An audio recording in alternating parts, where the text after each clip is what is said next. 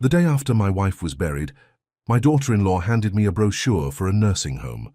Not next week. Not next month. The day after we lowered Yvonne into the ground, I stood in my son's kitchen, staring at a glossy pamphlet covered in smiling elderly people and fake promises about independent living. For a moment, I honestly thought Savannah was joking. Then I looked at her face. She wasn't. "You'll like it there, Warren," she said. "The staff seems very attentive." My wife of 41 years had been gone less than 24 hours, and already she was trying to get rid of me. My son Terence sat at the table staring into his coffee. Silent. "That hurt more than anything," Savannah said. Terence wasn't weak. He wasn't cruel. But grief had hollowed him out. Ever since Yvonne's cancer diagnosis 2 years earlier, he'd been operating on emotional fumes. Savannah knew it, and she used it. I slowly placed the brochure back on the counter. "I'm not moving into a nursing home." Savannah crossed her arms. "You can't stay in that house alone forever. I've managed quite well for 72 years. This isn't about managing." "No," I replied quietly, "it isn't." The room fell silent. For a second, I thought Terence might finally speak. Instead, he lowered his eyes. That was when I realized something had changed while Yvonne was dying. Something dangerous. I left 10 minutes later. No argument. No scene. Just disappointment sitting heavy in my chest. When I pulled into my driveway, a black SUV was waiting outside. A large man stepped out before I could park. Victor Moreno, the closest thing I had to family outside of blood. Former military, former private investigator, and one of the few people Yvonne trusted completely. "Warren." "Victor." He studied my face. "That bad?" "Worse." He nodded as though he'd expected the answer. Then he handed me a small key. Bronze. Old. Worn smooth by time. My stomach tightened. I recognized it immediately. Yvonne's warehouse key. The one she'd kept hidden in her jewelry box for nearly 20 years. "What is this?" Victor looked toward the house. "Your wife left instructions." My pulse quickened. "What instructions?" "She said if anything happened to her, I was to wait until after the funeral." I stared at him. "Then what?" Victor's expression darkened. "Then I was supposed to take you to the warehouse." 30 minutes later, we were driving across the industrial side of town. Neither of us spoke much. The warehouse sat near the edge of an abandoned shipping district. From the outside, it looked forgotten. Dusty windows, rusting steel, faded paint. Nothing about it suggested what waited inside. Victor unlocked the door. The lights flickered on. And I stopped breathing. The entire warehouse had been transformed into an investigation center. Walls covered in photographs, financial records, timelines, corporate documents, surveillance images, hundreds of files, thousands of pages. Every inch of the room documented one person. Savannah, my daughter-in-law. At the center of the room stood a television. Beside it sat a small envelope with my name written in Yvonne's handwriting. My hands shook as I opened it. Inside was a flash drive. Victor quietly inserted it into the television. The screen flickered. Then Yvonne appeared. Thin, weak, clearly fighting pain, but smiling. Always smiling. "Hello, my love."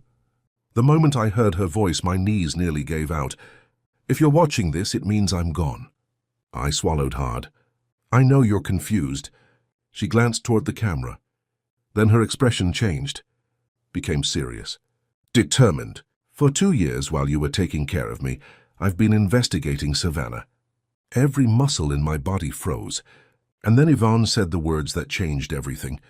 "Warren, Savannah is not who Terence thinks she is." I watched Yvonne's recording 3 times that night. Each viewing hurt more than the last. Not because she was gone. Because she had spent her final months preparing for a war she knew was coming. While I was focused on doctors, treatments, and making her comfortable, she had been building a case against my own daughter-in-law. The screen flickered as the recording continued. "I needed you to focus on loving me," Yvonne said softly. "Not on this." Tears blurred my vision. Then her tone changed. "Terence is in danger." That got my attention immediately. "Not physical danger," she continued. "Something worse." Victor handed me a folder. Inside were financial records, corporate filings, property transfers, loan agreements. Everything pointed to one person, Savannah. For years, she'd been quietly gaining control over every major decision in Terrence's life. Bank accounts, investments, business interests, even legal documents. The deeper I looked, the uglier it became. She wasn't helping him manage things. She was positioning herself to own them. And Terrence had no idea. The next morning, I did exactly what Yvonne instructed. Nothing. I didn't confront Savannah. I didn't warn Terrence. I didn't reveal what I'd found.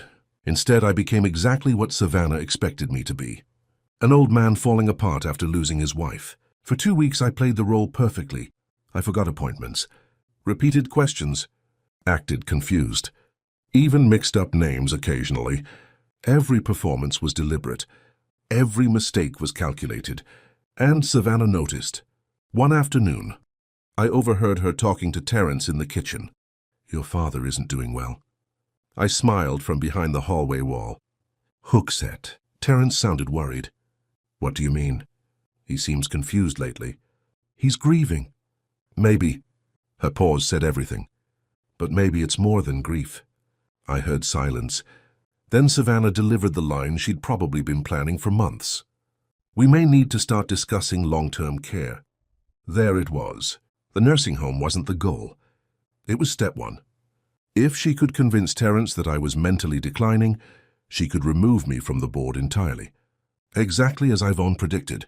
If you've ever watched someone pretend to care while quietly planning your downfall, subscribe, because some betrayals are too important to ignore. Over the next month, Savannah grew bolder. She started requesting access to documents that had nothing to do with her. She asked questions about trusts, property titles, insurance policies, retirement accounts, always casually, always with a smile. But now I knew what I was looking at. Predators always get impatient when they think they're winning. Then Victor uncovered something even bigger. One evening, he arrived at the warehouse carrying a thin black folder. His expression told me I wasn't going to like what was inside. Preston Hall. I opened the folder. The name meant nothing to me. At first, then I saw the photographs. Preston wasn't a lawyer, wasn't an accountant, wasn't a financial advisor. He was a venture capitalist, the kind who specialized in acquiring struggling businesses and stripping them apart.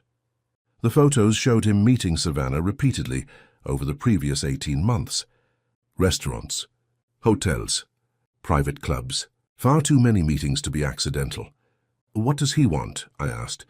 Victor slid another document across the table. This time my stomach dropped. Terrence's company, my son's engineering company. The business he'd spent nearly 15 years building from nothing. Preston had been quietly acquiring debt connected to it. Not enough to take control. Not yet, but enough to apply pressure.